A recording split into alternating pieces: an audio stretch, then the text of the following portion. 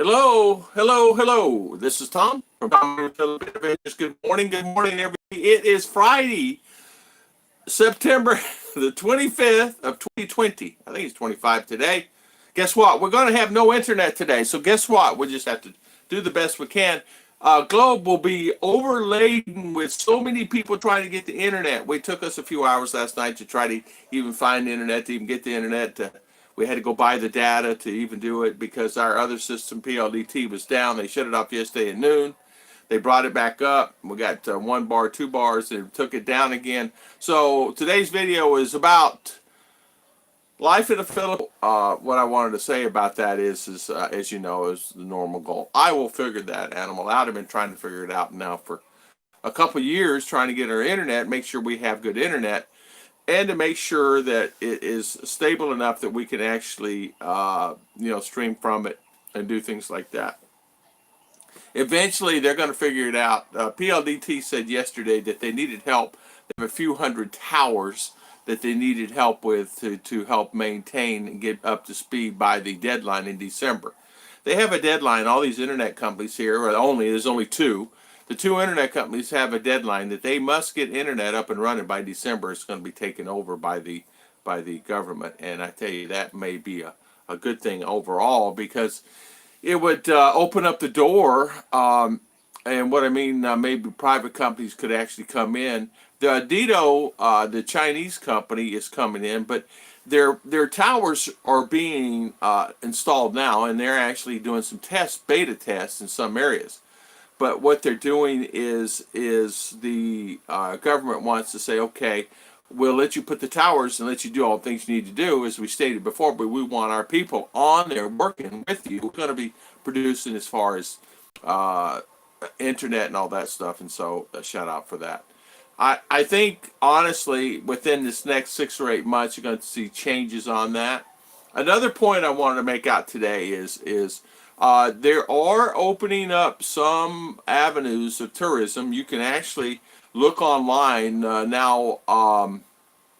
Bohol's opened, Boracay just opened up, Baguio, and I think there's a couple of places opened up for tourism.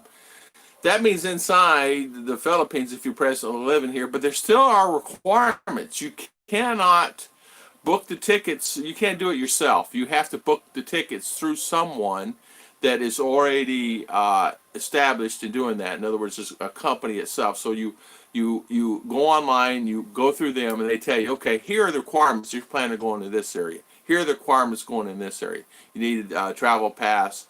You need a medical pass. You need the things like that to be able to go. Sometimes a P&P letter, sometimes a medical certificate from the hospital themselves.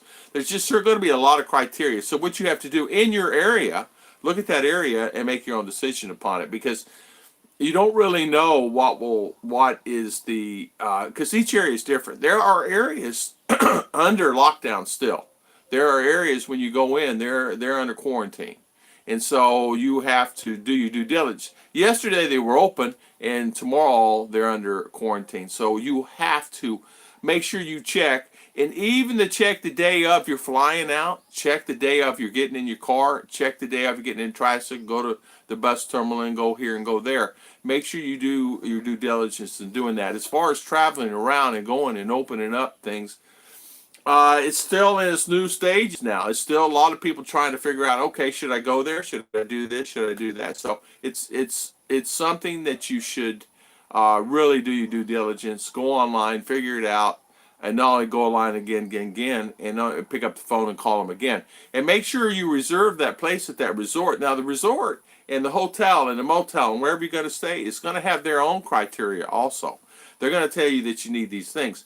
Now, I'm only talking to people who only live here, but what if you're coming in from another country, or what if they open up some of the restrictions? Please check online on Philly Star, the news network, and on the news. You might check and see that there are certain things that they've changed yesterday. I saw, but we're still under the present situation, meaning there's no international flights. There is international flights, but there's only 1 or 2 flights a day into certain areas. I think there's 1 or 2 flights now in Manila, And I think there's one flight a day coming into Cebu.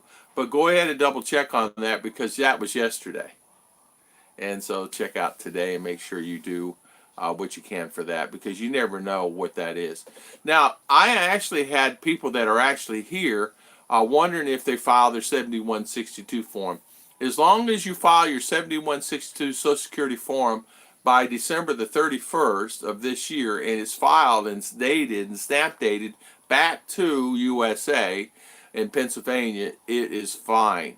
You cannot ship it DHL or anything or FedEx. They will not sign for it. But what you can do is you can send it in mail. The best thing to do, send it to someone that you know in US, have them send it. If you can't do it DHL to them and Social Security, have them do it. I have not sent mine in yet. I will send mine in. In fact, I need to send mine in because I got until, December 31st. If you don't send it in by the particular time on, you will not get February check.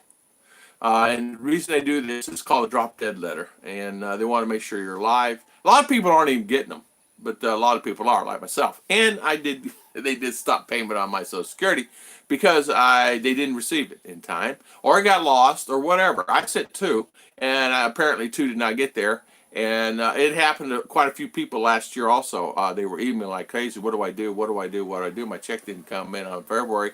What do I do? So, I mean, there's a bunch of guys here that did not get their checks. And so, it's very simple to get it reinstated. And sometimes you get it reinstated within 10 days. Sometimes you get it reinstated 7.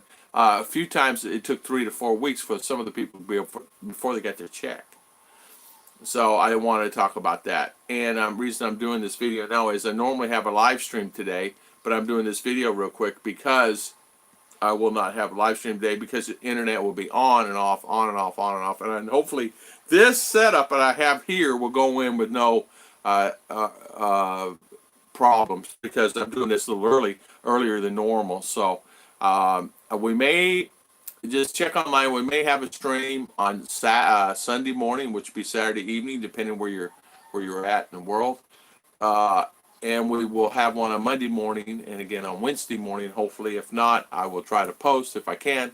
If I can use Globe, and it may be posting at night or something like that at midnight whenever everybody's asleep, because everybody is on it all at one time. And as you know, not only you have one, just on my street, there probably everybody will be on Globe today. So imagine what what Globe will be doing in the Philippines. It may or may not be working. So there you go. Nothing we can do about it. We live in the world, and you would think during this stage of our lives we would not be worrying about something so simple as something as that. Now, shout out to the wonderful frontliners here that's doing a great job. We have some friends and members of our family that are frontliners, and we want to say shout out to the wonderful people that's doing their wonderful job there. So I want to thank everybody for watching our video, and I want to thank everybody for always supporting Ruth and I. And I want to thank everybody for supporting my other channel, the weekly Gospel Reflections, and I want to thank everybody for supporting that channel. It is growing. And thank you so much for everything you guys do. God bless and thank you.